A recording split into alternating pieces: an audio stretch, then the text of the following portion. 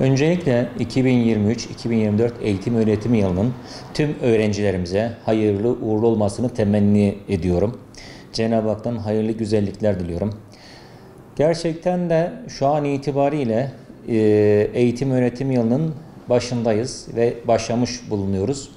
Öncelikle sevgili gençlerimize, öğrencilerimize bazı tavsiyelerim olacak. Sonra akabinde velilerimize olsun. Arkadaşlar, öncelikle şunu iyi bir gözden geçirelim ki dersi mutlaka başından itibaren iyi öğrenmeye gayret edelim. Yani işin başından itibaren sıkı tutalım.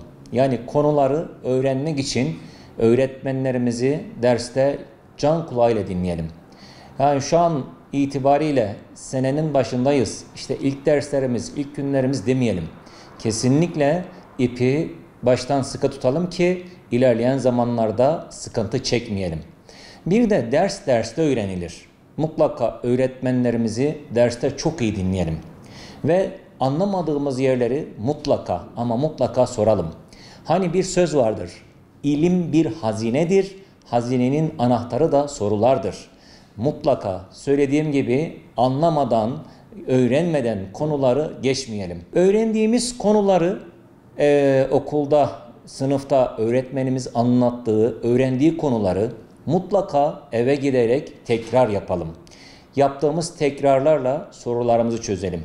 Özellikle küçük öğrencilerimiz için, küçük evlatlarımız içinse okuma noktasında önem arz eden birkaç husus var ki bu okumayı gerek velilerimizle, gerek öğrencilerimizle, gerek de okuldaki öğretmenlerimizle mutlaka gerçekleştirelim. Velilerimize gelince, velilerimiz de öğrencilerimizi yakından takip etsinler. Yani bu şu demek değildir. İşte alayım öğrencimi, matematiğini, fenini, Türkçesini yaptırayım değil. Öncelikle ben velilerimizden onlara rehberlik bakımından yaklaşmalarını rica ediyorum. Yani mesela öğrencimiz okuldan geldikten sonra öncelikle şunu söylesinler. Evladım, günün nasıl geçti? Okulda neler yaptın? Gel bakalım. Daha sonra çalışmalarını yönlendirsinler. Şunu hiçbir zaman unutmasınlar ki öğrencilerimiz bir güle benzer. Her gülün bir açımı vardır.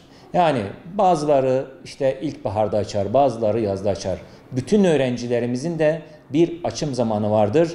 Öğrenci velilerimiz sabır etsinler, sabırlı olsunlar. Yani benim öğrencim niye bunu yapamadı, neden böyle olmadı gibi formatlara girmesinler. Tekrar söylüyorum, her gülün bir açım zamanı vardır ve öğrencilerimizin de mutlaka ama mutlaka bir açım zamanı olacaktır. Öğretmenlerimizle yakından diyalog halinde oldukları takdirde inşallah aynı şekilde güzel başarılar elde edeceklerini ümit ediyorum.